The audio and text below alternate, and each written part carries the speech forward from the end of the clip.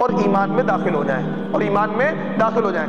اب طائف میں ایک خاندان کے 3 بھائی تھے، ایک خاندان میں 3 بھائی تھے، اور وہ طائف کا بڑا خاندان مانا جاتا تھا، اور طائف میں ان تینوں بھائیوں کا بڑا اثر و رسوخ تھا۔ اللہ کے نبی ان تینوں کے پاس گئے کہ اگر یہ طائف کے سردار ہیں، بڑے لوگوں میں سے ہیں، رئیس لوگوں میں سے ہیں، سردار لوگوں میں سے ہیں، اگر یہ ایمان لے آئیں گے تو اس کے بعد کیا ہے، دوسرے لوگ آسانی کے ساتھ ایمان لے آتے ہیں۔ کیوں؟ جب بڑے لوگ ایمان میں داخل ہو جاتے ہیں، سردار ٹائپ کے لوگ، چودھری ٹائپ کے لوگ، تو پھر کیا نیچے کے لوگ آسانی کے ساتھ ایمان میں داخل ہو جاتے ہیں۔ تو 3 بھائی تھے، ایک کا نام تھا مسعود، ایک کا نام تھا حبیب، ایک کا نام تھا عبدیہ لیل۔ کیا نام یاد رہیں گے؟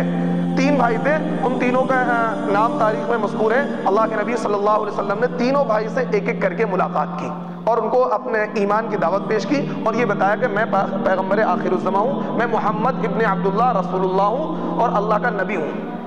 اس میں سے ایک نے جواب دیا، نعوذ باللہ، اس نے یہ جواب دیا، کیا تجھے ہی اللہ کو نبی بنانا ہے؟ کیا تو ہی اللہ کو ملا تھا کہ تجھے اللہ نبی بناتا؟ تیرے علاوہ کوئی نہیں ملا؟ تیرے علاوہ کوئی نہیں ملا؟ اس نے یہ جواب دیا، کیا تیرے علاوہ اللہ کو کوئی نہیں ملا کہ جس کو اللہ نبی بنا دیتے؟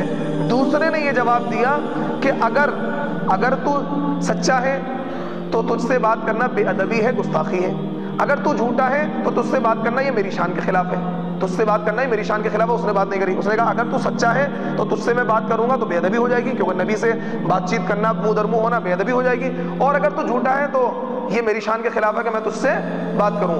تیسرے نے یہ جواب دیا کہ کیوں اپنا نبوت کا دعویٰ کر کے خانہ کعبہ کی بے عزتی کر رہے ہو؟ کیوں نبوت کا دعویٰ کر کے خانہ کعبہ کی بے عزتی کر رہے ہو، خانہ کعبہ کی حرمت کو چاک کر رہے ہو؟ یعنی تینوں نے ایک عجیب جواب دیا اور نبی علیہ الصلوۃ والسلام کی دعوت پر لبیک نہیں کہا۔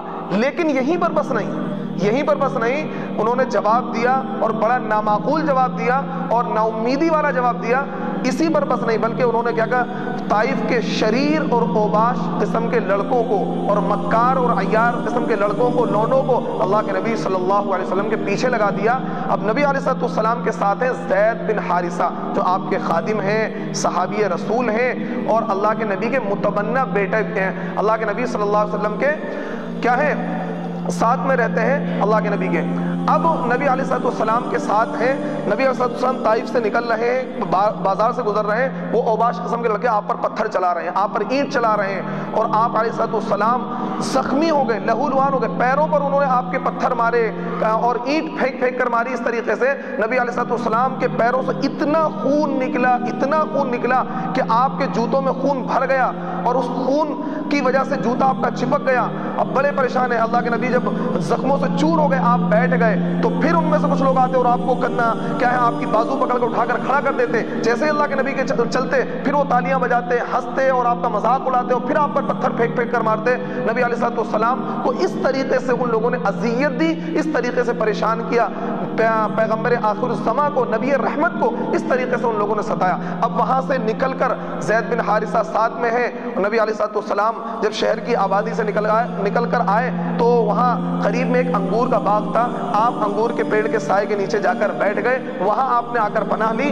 تو انگور کے باغ کا جو مالک تھا وہ اگر عتبہ ابن ربیعہ، وہ کافر تھا لیکن شریف الطبع تھا، نیک انسان تھا، اس نے اپنے غلام عداس کو بھیجا اور یہ کہا کہ جاؤ، یعنی ایک کھجور کا گچھا توڑا، ایک تشتری میں رکھا، ایک پلیٹ میں رکھا، نبی علیہ الصلوۃ والسلام کو پیش کیا کہ جاؤ ان کو کھلا کر آؤ، پریشان حال لوگ ہیں۔ اگرچہ وہ کافر تھا، وہ ایمان میں داخل نہیں ہوا، لیکن اس نے پھر بھی نبی علیہ الصلوۃ والسلام کے ساتھ اچھا سلوک کیا۔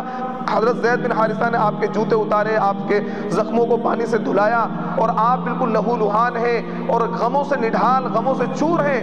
یعنی طائف کا یہ منظر صرف ہم زبان سے بیان کر سکتے ہیں، لیکن اس کیفیت کو ہم سوچتے ہیں تو کلیجہ منہ کو آنے لگتا ہے، آنکھوں سے آنسو ٹپکنے لگتے ہیں کہ نبی علیہ الصلوۃ والسلام نے کس درجے اس امت کے لیے پریشانی اٹھائی، کس درجے آپ نے اپنے اوپر تکلیفیں اٹھائیں، کس درجے آپ کو ستایا گیا، آپ کو گالیاں دی گئی، آپ پر ہنسا گیا، آپ تصور نہیں کر سکتے۔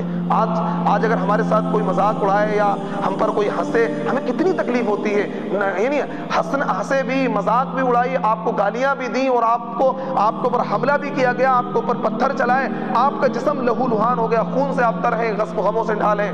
تو جو عداس غلام تھا وہ نبی علیہ السلام کے پاس بیٹھا تو اللہ کے نبی نے اس سے پوچھا تم کون ہو؟ اس نے کہا میں عیسائی ہوں۔ کہاں کے رہنے والے ہو؟ اس نے کہا میں نینوا کا رہنے والا ہوں۔ میں کہاں کا رہنے والا ہوں؟ نینوا کا۔ نبی علیہ السلام نے کہا وہ نینوا جہاں کے میرے بھائی یونس تھے، جہاں کے میرے بھائی حضرت یونس علیہ السلام نبی گزرے ہیں۔ کہ لے آپ کیسے جانتے ہیں ان کو؟ کہ لے وہ بھی نبی تھے اور میں بھی نبی ہوں، وہ بھی اللہ کے نبی تھے، جن کو مچھلی نے کھا لیا تھا وہ بھی اللہ کے نبی تھے اور میں بھی نبی ہوں۔ تو سمجھ گیا وہ عداس جو غلام تھا، وہ سمجھ گیا کہ یہ سچے انسان ہیں، جھوٹے نہیں ہیں۔ اس نے فوراً کہا کہ آپ مجھے کلمہ پڑھا دیجئے اور مشرف با اسلام کر دیجئے۔ وہ اسلام میں داخل ہو گیا، وہ عیسائی تھا اور فوراً کیا ہے اسلام میں داخل ہو گیا۔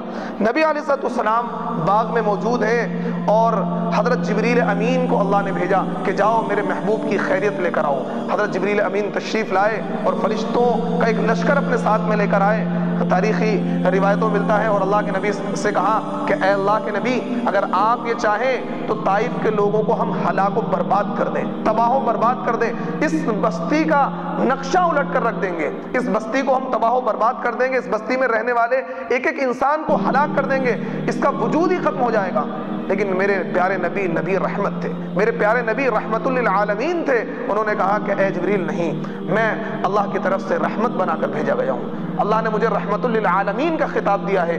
ہو سکتا ہے کہ آج یہ لوگ ایمان نہیں لا رہے ہیں، میری قوم کے لوگ مجھے نہیں سمجھ پا رہے ہیں، ان کے اندر یعنی وہ جذبہ نہیں ہے، یہ میری بات کو نہیں سمجھ پا رہے ہیں، ایمان نہیں لا رہے ہیں۔ ہو سکتا ہے ان کی اولاد میں کچھ لوگ ایسے پیدا ہوں جو ایمان میں داخل ہوں اور ایمان کو اپنائیں اور اللہ کے قرآن کو، اللہ کے دین کو اپنائیں۔ تو اللہ کے نبی صلی اللہ علیہ وسلم نے جبریل امین کو منع کر دیا کہ نہیں، میری کوئی ایسی خواہش نہیں ہے کہ آپ طائف کی بستی کو الٹ کر رکھ دیں، آپ طائف کی بستی کو پلٹ کر رکھ دیں۔ یہ اللہ تعالیٰ نے اپنے نبی کے پاس پیغام بھجوایا، لیکن نبی علیہ السلام نے اس پیغام کو ایکسیپٹ نہیں کیا، کیونکہ آپ کیا تھے؟ رہے گئے تھے۔ یہ نبی علیہ السلام کی خصوصیت ہے۔ میرے دوستو، یہ نبی علیہ السلام کی سیرت ہے، یہ نبی علیہ السلام کے اخلاق ہیں کہ آپ علیہ السلام نے یہ دین جو ہم تک پہنچایا ہے بڑی شدت کے ساتھ، بڑی مشکلوں کے ساتھ، بڑی تکالیف جھیل کر، بڑی تکلیفیں جھیل کر، صحابہ کی مقدس جماعتوں نے اپنی گردنوں کو کٹوا کر، اپنی عورتوں کو بیوہ کرا کر، اپنے بچوں کو یتیم کرا کر اس دین کی حفاظت کی، اس دین کو پوری دنیا تک پھیلایا۔ لیکن آج ہمارے درمیان یہ اسلام آسانی کے ساتھ آ گیا، ہم موروثی مسلمان ہیں کہ ہمارے باپ بھی مسلمان تھے، ہمارے دادا بھی مسلمان تھے، ہمارے پردادا بھی مسلمان تھے، ہمیں یہ دین وراثت میں مل گیا، اس لیے ہمیں قدر نہیں ہے، اس لیے ہمیں اس کی کیا ہے؟ اہمیت نہیں ہے۔ اگر یہ دین تکلیفوں کے ساتھ، مصائب جھیل کر، مشکلیں جھیل کر، پریشانیاں جھیل کر ہمیں ملتا، جب ہمیں اہمیت ہوتی، جب ہمارے دل میں عظمت ہوتی کہ کس طریقے سے کتنی تکلیفیں جھیل کر، کتنی پریشانیوں کو جھیل کر اس دین کو صحابہ نے حاصل کیا تھا، آج ہمارے دلوں میں عظمت نہیں ہے۔ تو اللہ تعالیٰ ہمیں اور آپ کو اس دین کی عظمت کو سمجھنے کی توفیق عطا فرمائے، نبی علیہ السلام کی سیرت اور آپ علیہ السلام کی سنت اور آپ علیہ السلام کی جو تعلیمات ہیں ان پر عمل کرنے کی توفیق عطا فرمائے۔ وآخر دعوانا ان الحمد للہ رب العالمین۔